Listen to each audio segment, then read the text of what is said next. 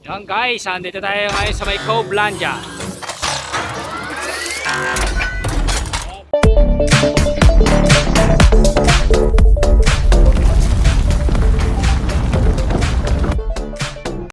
Magandang araw guys! Yon. At ngayong araw na ito ay dito tayo magbubuhos sa Covelandia. Ito yung lugar nga pala na pinapasokan natin. Itong kaliwa at kanan natin ang paradahan ng mga container. Dito guys sa lugar na ito, sa may mga paradahan ng container na ito, dito rin nagkakaroon ng mga training yung mga pumupunta ng ibang bansa. Diyan sa may kanan natin, doon nagtitraining yung mga papuntang Europe. Nag-a-apply ng mga trailer driver. Ang lugar nga pala na ito guys ay kung kayo ay galing ng Centennial Road, ito yung nasa tabi ng Cavitex lamang. Kung kayo ay papuntang Bacoor galing ng Centennial Road, pag tawid nyo doon sa may ilalim ng tulay ng Cavitex o ng tulay ng Cavitex sa ilalim, kakaliwa. Mapansin nyo doon guys yung maraming nakaparadang container. Yan. At mapansin nyo rin yung daan na yon na dinaanan natin na papasok dito. Yun yung isa sa magiging access road ng pagpasok dito sa ginagawang bypass road na ito. Ayan. Ito yung isa sa magandang project dito sa Cavite na magiging daan papuntang Cavite City. Woo! Papunta dyan sa may Nobeleta. Wow! Ito yung magiging daan niya. Eto guys, at bubuhusan natin itong lugar na ito. Malapad na yung nagawa dito guys sa lugar na ito, at mapansin nyo naman yan, napakalawak. Yung pakanan na yan at pakaliwa, bali sa lugar na yun, sa may mga tambak na lupa na yun, yun yung mga daan pa kung saan papunta yung kaliwa. Yan, papunta yan dyan sa may papuntang Nobeleta, tapos arin naman sa may kanan ay papuntang Cavite City. Yan. Sa ngayon guys, yan yung binubuhusan natin. Yun yung may mixer truck na yun. Bali pang 3 linya na ang binubuhusan natin dito. Ay, pang-4 pala to guys, pang-4 na linya na yung binubuhusan natin kalsada dito. Yun. At ang gumagawa nga pala dito guys ay ang Almacar Builders. Yon, shout out sa tropang Almacar. Yan. At lapit tayo doon dahil malapit nang matapos yung tropahan. Yan. Ito na. Tara. Let's go.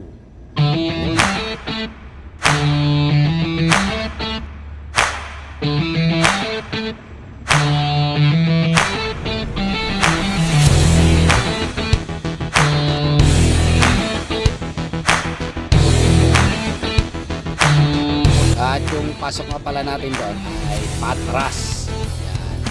At makikita nyo guys, dyan sa unahan natin, yan yung mga building na nasa labas ng Covelandia. Yan. Yan yung dating Island Cove. Yung lugar na yon, na ngayon sa panahon ngayon ay wala nang mga nakatigil dyan dahil yun nga nung dating nagsara.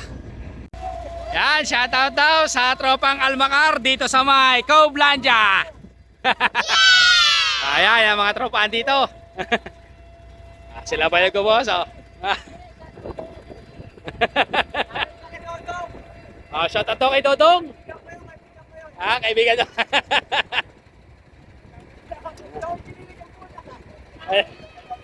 Didiligan na guys ang ating bubuhusan.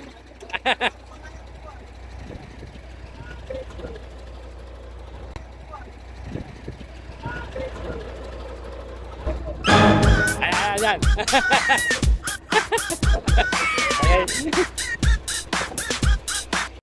Dahil mabigat ang trabaho ng construction, yan, katulad niyan, kanina ay nagkaroon ng konting biruan lang para gumaan-gaan ng konti yung pakiramdam sa ganitong trabaho bago uli magsimula.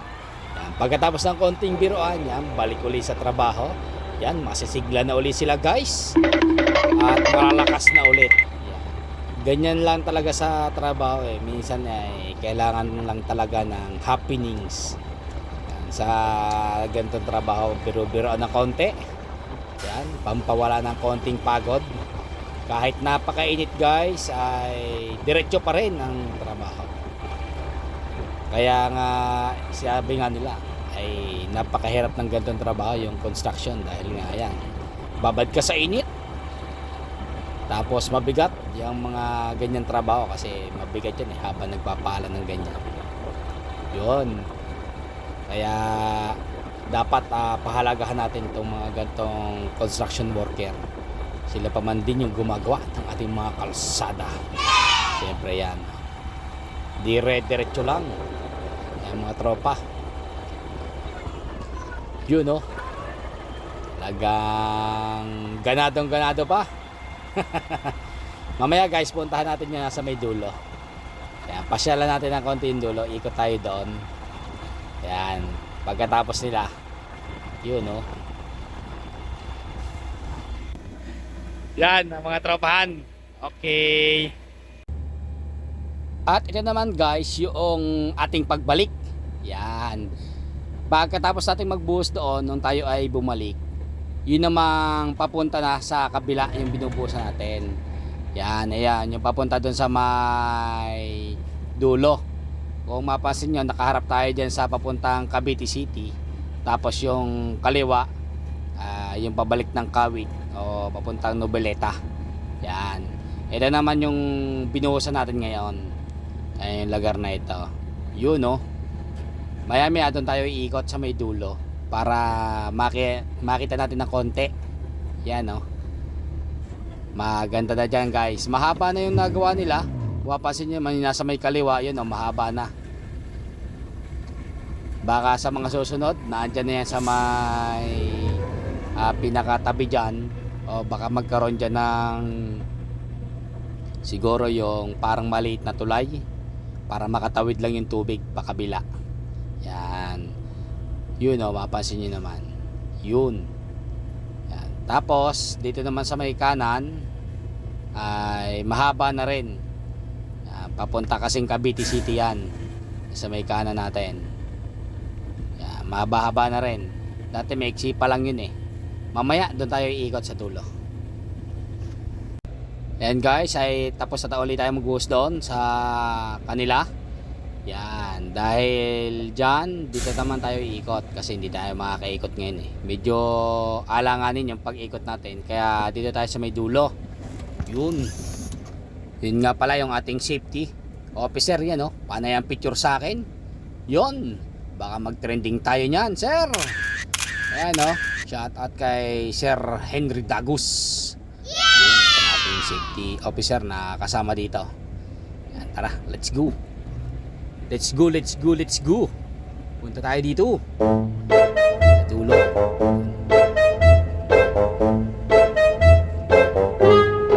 Papansin nyo guys, no? Dahil pantambak. Talagang medyo mahaba-habang trabahoan pa ito. Matagal to kasi nasa tubig kasi yung bahagi na ginagawa. Kailangan pang tambakan muna ng mga bato-bato, yung mga gilid. Tapos gagawa ng rebatement. Yan. Kaya medyo matagalan talaga tong trabaho nito. Yun lang yung ano talaga dito sa gantong tabing dagat pagka nagagawa. Siyempre kailangan ng tambak talaga yan. Kailangan ng madaming lupa. Ayan guys oh. Ang haba na dyan sa may kaliwa. Yan. Kung mapansin nyo dyan, yan ay diretso malapit dyan sa may toll gate. Yan. Pero syempre, sabi nila hindi naman na punta ng ano dyan eh. Syempre, toll gate na yan eh. Kaya maaring mamabaybay naman yan sa gilid. Tapos, ito yung papuntang Cavite City. Yun oh, haba na rin guys. Yan. Maaring dyan din yung dumaan yung sa may ginagawa dyan sa Noveleta. Pero tingnan na lang natin kung doon nga siya tutumbok. Tapos ang alam namin kasi dyan, papuntang Cavite yung Cavite City yung kanan na yon. Kung mapansin nyo doon sa may bago pumasok ng Cavite City, yung may arko doon, may ginagawa doon sa kaliwa. Yan, na daan. Ito raw ang magsasalubong doon, yung lugar na yon. Yan, kaya medyo mahaba-habang trabaho yan guys. Yan. At kapag ka nangyari yon, yung daan na yon ay maganda yung magiging improvement niya sa Cavite City dahil hindi na magkakaroon ng masyadong traffic dyan. Tapos ang daan nga na ito, ang sabi ay ito yung magiging karugtong din na ginagawa dyan sa may Bacoor bypass road o diversion road.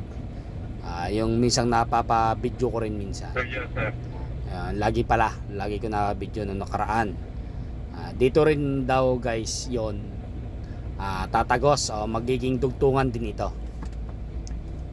Abang-abangan natin yan. At siyempre isang hindi man yan biglaan, matagal na trabaho yan pagka ganyan. Kaya mag-update lang po kami ngayon dito habang kami nagbubuhos dito.